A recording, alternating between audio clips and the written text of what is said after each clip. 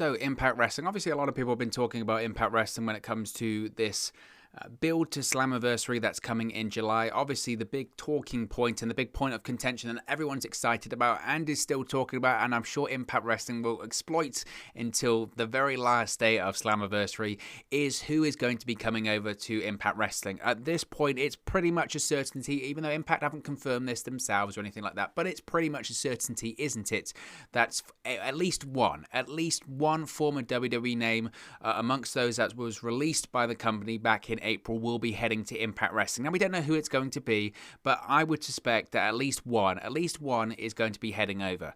Now, obviously, names such as Samoa Joe, the Iconics, Mickie James have all been discussed, but one name that certainly is at the forefront of all of this attention about possibly heading to Impact Wrestling is the former Knockouts champion herself, Chelsea Green. Yes, Chelsea Green. And she's done a recent interview with Cultaholic, and she's spoken about the possibility of returning to Impact Wrestling in the near future once her non-compete clause with WWE has expired. Now, since being released, being part of the 10 WWE superstars that were released on April 15, Impact Wrestling has teased several of the wrestlers that could end up signing with them in the near future, one being the former Knockouts champion Chelsea Green.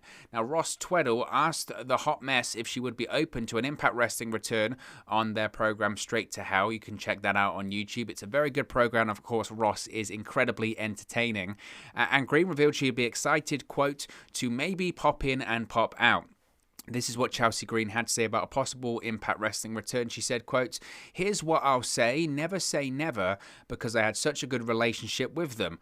Obviously, I was their women's champion in 2018. Feels like it was just yesterday, and I have a great relationship with everyone in that company. So I'm excited to maybe pop in and pop out. Who knows? Now, obviously, if you're not aware, Chelsea Green was previously a member of the Impact Wrestling roster from 2016 to 2018 as Laurel Van Ness. She spent the majority of her run with Impact Wrestling as a psychotic heel, a ditched bride, and also enjoyed a 65-day reign as the Knockouts champion. But this must be stressed here that Green isn't just open to an Impact Wrestling return. She also revealed during the podcast that she would love to wrestle for Ring of Honor 2 in the future. So, when it comes to Chelsea Green, and I've spoken about Chelsea Green actually quite a lot here on the channel when it comes to who do I think is going to end up in Impact Wrestling as we get closer to Slammiversary, what names do I think are likely. I might do a video when I grade them. I know I've done a video in the past when I've said where do I think each name will go. I think I might do a video in the future talking about these names and basically grading them or maybe ranking them or scoring them out of 10 or something like that and saying this is how likely I think it is and all that kind of stuff. We'll see if we can do something like that in the future. If that's something you want to see, you can let me know in the comment section below. But getting back to Chelsea Green, my thought process on her has been, I think Impact Wrestling is the most likely destination for her. And I think the reason why is because everything lines up that she would end up in Impact Wrestling. I think you look at all of the options that are available to her. Could she go to AEW? Absolutely. She could go to AEW. She would fit in well there. Obviously, I don't think it's a case of AEW when it comes to their women's division, that they need talent. I think AEW has some phenomenal, talented wrestlers on their roster in their women's division, whether it's Britt Baker, Hikaru Shida, Nyla Rose, Penelope Ford, I think, is improving, Ty Conti. There are Anna Jay when she comes back. There are plenty of names on that roster that are incredibly talented. Thunder Rosa, of course, Serena Deeb. You can go on and on. AEW have a really strong women's division. It's kind of a myth, isn't it, that they don't have the talent there, because they do. The biggest problem, and it's always been my problem, with AEW's booking of women's wrestling is that it's obviously not a priority for them, and they need to change their overall philosophy and presentation of how to book women's wrestling. And it's not too much of a change, it's not too much of a shift, to be honest. The way that AEW need to change when it comes to women's wrestling is by putting them in the main event, give them opportunities to succeed, because we've seen it. I was calling for it, and so many other fans were calling for it on social media for months. Watching AEW programming was put your females in the main event, give them an opportunity to succeed. Don't give them just one match on Dynamite per week that's 5 minutes that has no story, it's cold and nobody cares about. What you have to do is you have to give them opportunities to succeed. And when they gave their talent, Britt Baker and Thunder Rosa, an opportunity to succeed by putting them in the main event with their lights out match, wouldn't you know it, it succeeded and it was raved about. It was critically acclaimed. It's the best AEW women's match that they've done in the history of their company. Granted, it's a short history, but it's a start. And it's not rocket science. It's not rocket science when it comes to their presentation of women's wrestling. And I said this before, I loved the match. I really enjoyed the match. I think everyone enjoyed the Britt Baker Thunder Rosa match, but I'm not going to give AEW all of this credit and say, oh, look how great that they did with this women's match. Pat them on the back. That's how you present women's wrestling. It's what you should have been doing since the get-go. That's what you should be doing since the start. Look at companies like a WWE, their women's division right now. The booking is terrible, but they've got some absolutely terrific competitors on that roster. And you look at Impact Wrestling, that's how you present women's wrestling. You book them in the same way that you book the men. It's not hard. Give them opportunities to succeed. Put them in main events. Give them TV main events. Give them pay-per-view main events. Give them whatever. That's what you need to do. And I think given Chelsea Green's options available to her, I think that Impact Wrestling is the easiest place for her to go because of her past connections there. Obviously, there's an audience there that's familiar with her work. There's a history there in terms of her character, and given that she played a psychotic, villainous heel, it just makes total sense, doesn't it, for her just to randomly show up at Slammiversary and still be this crazy, psychotic heel and act like nothing's changed, and that you could explain her absence, not even address the WWE side of things, and just say, look, she was locked in a sanitarium for however many years and she's managed to get her way out, that kind of thing. They could do something like that. They really could. Impact Wrestling aren't afraid to do something really off the wall and over the top and supernatural. So I think Impact Wrestling is the most likely destination for her to go. I think given her history with the company, I think you have to look at the people that are there as well. It's still the same regime that was pretty much there when she was there before, certainly when she departed in 2018. Obviously, she's got connections with the likes of Scott D'Amore, and the same with Don Callis there as well. Scott D'Amore's even teased on social media as well that they could possibly look to bring Chelsea Green back at the soonest possible in time. Obviously, they're really improving their women's division at the moment as well, with the likes of Killer Kelly coming into the company too. They just re-signed Jordan Grace, one half of the Knockouts Tag Team Champions, to a longer-term deal as well. So I think Chelsea Green, for me, if I had to pick one person out of the list of people that were released by WWE back in April, and I said, which is the one person that I think is the most likely to go to Impact, I think it would be Chelsea Green. That would be my pick for where she would go in the future. Now, obviously, as well, I think another possible factor when it comes to her is Matt Cardona as well. Obviously, her fiance, her partner, works with the company. I know I've said that before in the past, and some people have said, oh, actually, you know, that feels unlikely, but just because she's with Matt Cardona doesn't necessarily mean she's going to go to Impact. If you think it doesn't play a factor, then I think it's ridiculous. I mean, obviously, it's not the most important factor. It's not as important as her relationships with Scott D'Amore and Don Callis and her history of Impact Wrestling. But to say it's not a factor, I think is ridiculous. Obviously, it doesn't really hurt them in the past and all that kind of stuff. But it would, to say that it wouldn't be a factor, or to say that it wouldn't be a case of she talks to Matt Cardona and says, should I come back to Impact for a short period of time? And Matt Cardona says, yeah, it's great here. I'm really enjoying myself here. It's going great. Or Scott's spoken to me, or Don Callis or Ed Nordholm's spoken to me, and they want to know if you're interested, all that kind of stuff.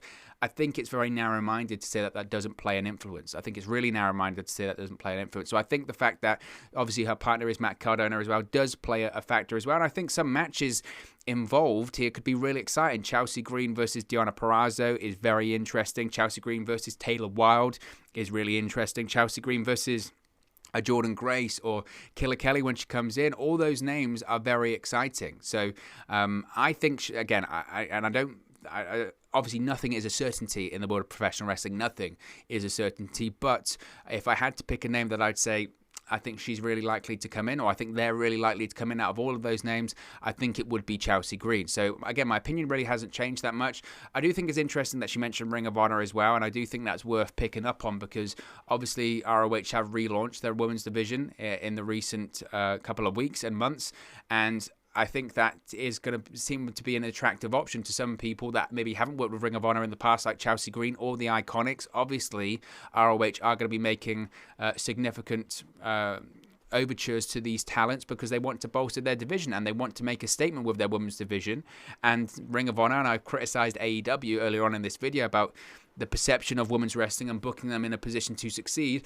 ROH are obviously seeing right now that Women's wrestling is the future. Women's wrestling is the next destination of where things need to go for any promotion to be successful, because they need to be the forefront of the promotion in the same vein that the males are. And Ring of Honor, I think, realize that. And obviously, they're going to be making significant offers to people as well. And I think what could obviously be interesting to names like Chelsea Green and Mickie James and the Iconics for that matter is, could I go to a company that I've never worked in before? Could I also be in a division that could actually be built around me?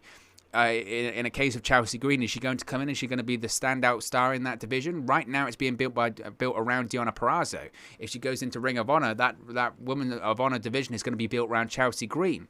That's an interesting proposition for a talent too. So I think that's worth considering as well. But something else I did want to talk on before we wrap it up here is some of the things that have been announced for this week's Impact Wrestling on AXS TV broadcast. Now, 2 number 1 contender matches have been announced for the May 13 Impact Wrestling show on AXS TV as the company prepares for this Saturday's Impact Under Siege event. Number 1 contenders match for Deonna Purrazzo's Knockouts Championship and Josh Alexander's X Division Championship will be determined this week, with the respective championship bouts, of course, taking place at Under Siege on on Saturday, the 15th of May. Havoc and Rosemary will lock up for the right to challenge Deonna Purrazzo. The match was determined after both expressed their intent to fight for the Knockouts Championship, with Deonna Purrazzo herself suggesting that they have a match to determine the next challenger. Now, when it comes to Deonna Purrazzo and Under Siege, I don't think Deonna Purrazzo is dropping the championship anytime soon. The earliest for me would be Slammiversary. I think that would be interesting considering that she came in and won the championship at Slammiversary last year. I know she did drop the title at Bound for Glory, quickly won it back, but I think the earliest that she'll drop the Knockouts Championship would be Slammiversary in July. So regardless of the winner this week on Impact, I think Deonna Purrazzo still retains the championship at Under Siege on Saturday. As far as to who do I think will be facing her, it's a difficult one. I would maybe say Rosemary, but it could be Havoc as well. Either way, Purrazzo wins. I wouldn't actually mind it being someone like Havoc, in the sense that I know that's a heel versus heel match, kind of, but I would like to see Purrazzo face different kinds of opponents, and I think Havoc fits that nicely. So we'll have to wait and see. But to be honest, I'm probably going to go with Rosemary to win that one. And also, this is the one that I'm really excited about, is an X Division Scramble will also take place to determine Josh Alexander's next challenger for the X Division Championship. Competing in the contest will be P.T. Williams, AC Romero, Ace Austin, TJP, Rohit Raju, and El Phantasmo. This is what I'm really excited about, because just look at that lineup there. That is what the X Division should be. You've got a complete, diverse talent pool there. All can do different things, and it's not about the weight limits. That's what I've always been stressing, and this was part of my big thing when I was talking about the X Division previously, earlier on this year, was saying that it needed to get back to its roots. It needed to get back to having a really diverse field of talent. It needed not to be just the cruiserweight style. It needed to be a hybrid of styles. That's what the X Division was in the past. And to credit Impact Wrestling, they really have improved the X Division in 2021. You've had the likes of Ace Austin be champions. You've had the Super X Cup tournament. You've now got Josh Alexander, who I think is a fantastic choice to be X Division champion. I think it's a launching pad, because I think he can be an Impact World Champion in the future. And look at those names in there. P.E. Williams is completely different to an AC Romero, and Ace Austin is there. TJP, Rohit Raju, and El Phantasmo. They're all great competitors, and I think the match will be absolutely standout this week on AXS TV. As far as a winner, who would win this match? You could say Ace Austin, obviously, but I don't know why they would go straight to a rematch, even though there is a bit of a rematch culture in Impact Wrestling, I must say. If I had to pick, I would probably say El Phantasmo, just because if you look at the logistics of it, the whole thing they've been hyping up is that El Phantasmo's come in to work a few dates for Impact Wrestling. He's going to be competing in the X Division. Everyone's excited that he's on loan from New Japan and all that kind of stuff. We don't know, obviously, how long he's going to be in Impact Wrestling for.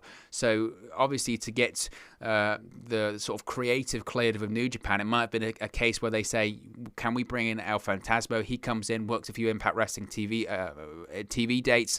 Also, as part of the tapings, we'll make him the number 1 contender for the X Division Championship. He'll compete in an X Division title match at Under Siege.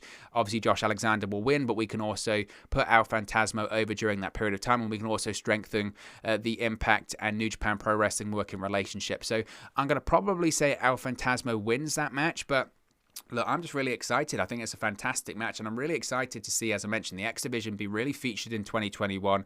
I think it's going from strength to strength to strength, and I'm very excited. And again, Josh Alexander, for me, is a perfect choice to be X Division champion, and I think it's the launching pad for him to be a world champion. How long he holds it, I don't know. I don't know if maybe Slammiversary, him dropping it there is too early. Possibly just before Bound for Glory. Who knows? He could be the one to face a Kenny Omega at Bound for Glory and possibly take the Impact World Championship from him. That would be an excellent story arc, wouldn't it? Maybe, I don't know, Kenny Omega decides he wants to go after the X Division Championship, calls himself a championship bout collector. How about they do an X Division Championship versus Impact World Championship match at Bound for Glory, and Josh Alexander wins, and then he wins both championships. That certainly would be a fun bit of creative for Impact Wrestling to do. But nevertheless, as always, guys, this is just one man's opinion. What are your thoughts on the news about Chelsea Green possibly coming to Impact Wrestling in the future, and the 2 matches that have been announced for Impact Wrestling this week on AXS TV?